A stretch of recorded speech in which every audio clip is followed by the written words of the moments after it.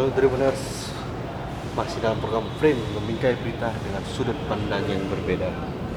Oke Tribuners, hari ini saya berada di Masjid Agung Palembang, tepatnya di perpustakaan Masjid Agung Palembang yang terletak di lantai 3. Tribuners.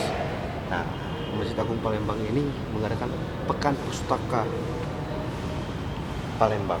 Nah, Pekan Pustaka Palembang ini untuk menyambut bulan suci Ramadan Tribuners. Nah, di sini yang paling unik menampilkan Al-Quran yang berumur 250 tahun Tribuners. Kita langsung lihat Al-Quran yang tertua katanya. Oke Tribuners,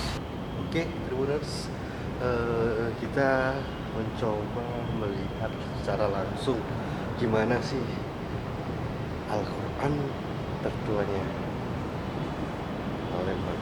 Sekarang kita tanya-tanya Tribuners.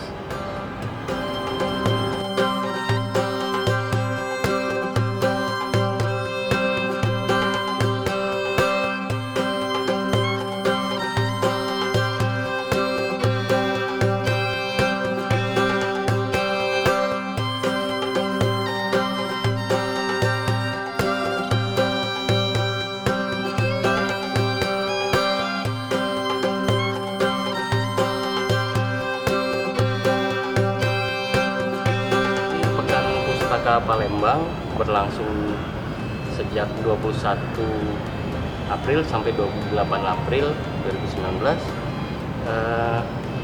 dalam rangka menyambut bulan suci Ramadan sama kita merayakan Hari Buku Sedunia pada tanggal 23 April pada tahun ini. Nah, yang pamerkan apa aja ya Pak? Ini kita memamerkan beberapa koleksi kuno. Salah satunya itu yang di tengah itu ada Al-Quran tulis tangan atau manuskrip, sudah berusia 250 tahun. Kemudian ada beberapa buku-buku cetakan Palembang. Jadi kita ingin menampilkan bahwa sejak dahulu sebetulnya di Palembang ini ada dunia penerbitan buku, bahkan sejak era Hindia Belanda. Dan buku-buku ini khususnya adalah buku-buku sejarah budaya Palembang.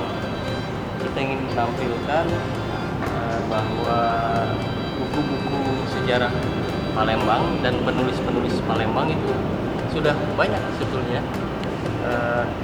Misalnya di sini ada buku-bukunya Raden Haji Muhammad Akif. Di sini kita tampilkan semua itu adalah beliau adalah penulis sejarah Palembang yang cukup monumental.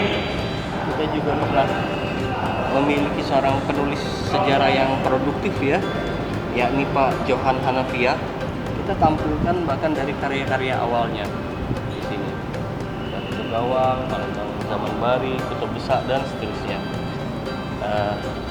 Ya kita bisa bagi semacam pembabagan sejarah. Jejak-jejak pustaka Palembang itu merentang mulai dari era Sriwijaya sampai Indonesia Merdeka. Dari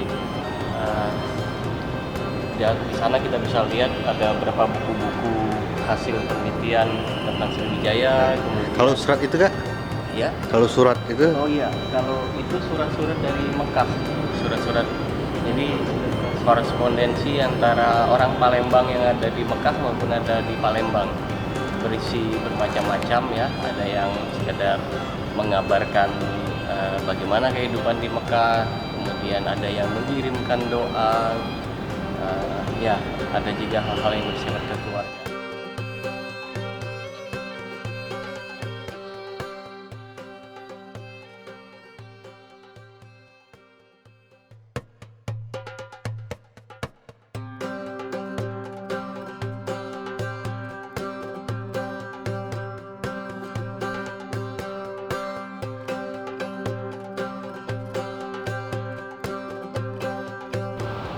Oke Tribuners, tadi kita sudah melihat Al-Quran yang berumur kurang lebih 250 tahun yang dijelaskan oleh Bang Subhan tadi Tribuners.